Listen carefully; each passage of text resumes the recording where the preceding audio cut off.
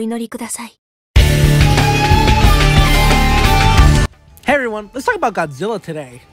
The look for this figure is based on his appearance in the two movies Godzilla Against Mechagodzilla and Godzilla Tokyo SOS. And that Godzilla has my favorite design out of all of them. And my favorite Mechagodzilla too. So let's see if the figure version does this amazing design any kind of justice. Right off the bat, his sculpting is amazing. He looks so damn good. It looks like the suit just came here and got shrunken into figure form. And he feels so jagged. Like if you hold this thing the wrong way, it will actually cut you because the spikes are so goddamn sharp. But I kind of like that. It's a man's toy, no kids allowed. The detail here is immaculate. Every little spike looks like it was individually sculpted. It almost feels like no detail was left out from the movie. It just, it looks so good. The head sculpt in particular, whew, that looks nice. They even detailed his little ears, aren't they just so cute? And his back plates look amazing! This is my favorite part of the design. They just look so goddamn cool. And his tail is so cool, but we'll get to that later. For now, let's talk about the paint. Some of it is really good, like here on the fingernails. They have this nice dirty look to them. Makes it look like this Godzilla's been around for a while. Same thing for the toenails. And a lot of the spikes look really good until you get to these bottom ones here. What the fuck happened? It's like the person in charge of painting this was doing a very nice, subtle job with the frosted tips, putting his heart into the paint of this figure. Then when it came to the bottom ones, he fucking died halfway through.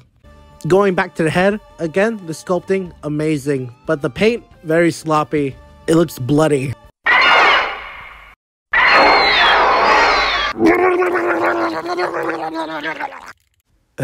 God, kill me.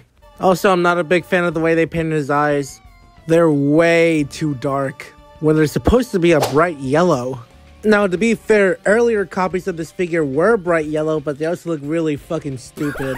If they just used the vibrant paint of that figure, with just a little modification to the sculpt, it would have looked perfect. But instead, we have blind Godzilla. God damn it, where are my glasses? At least from the side, he looks pretty damn menacing. Okay, enough about that. Let's talk about his accessories. There are no accessories. What? You know, for a figure who almost cost $100, I'd expect a little more. And yeah, I guess you could use an effect part from a different Godzilla figure, but you shouldn't have to fucking do that!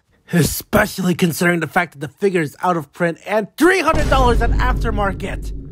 But if you really want an atomic breath part, it does look really cool. Speaking of cool, posability. Everything on this figure is a whole bunch of ball joints. And they're really tight and pretty squeaky too, so get used to some ASMR if you like that. Now the jaw is also on a ball joint, but considering the fact that this figure is known for having a little bit of breakage there, let's say it's a hinge joint. His arms can rotate all the way around, but it is a little tight. And they can move out that far. His hands are also on ball joints. His whole chest and stomach area, again, all ball joints. See? What did I tell you? Ball joint.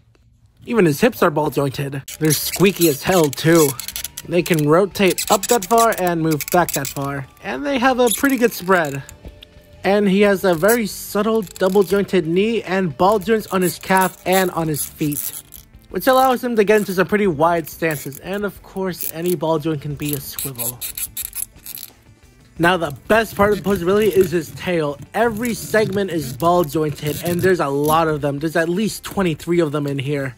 And the best part is his tail isn't floppy at all, meaning you can get into a lot of different poses and it'll stay there. Look at that nice S-curve. Posability here is really damn good. Sure, it's limited in some places, but for a giant monster, I really like it. Especially the tail. The tail is the highlight of the whole figure. And you can make Godzilla look like a total badass or look like a goofball. Alright, size comparison. Figma Modic Economy. Previous review, SH Figuarts Prince Vegeta, who hasn't aged all that well despite being only like a week old. And the oldest figure in my collection, this old 1985 Godzilla. You wanna know how I got these scars? Personally, I really do like the figure, but the price and the lack of accessories makes it kinda hard to recommend. If you really want an SH MonsterArts figure and you don't have one, I'd say pick him up at a discounted price if you can. If you do end up getting him, I think you'll enjoy him. He's pretty fun. Just beware of the mouth. And also, he hurts like a motherfucker. But that's about it. Goodbye, everybody.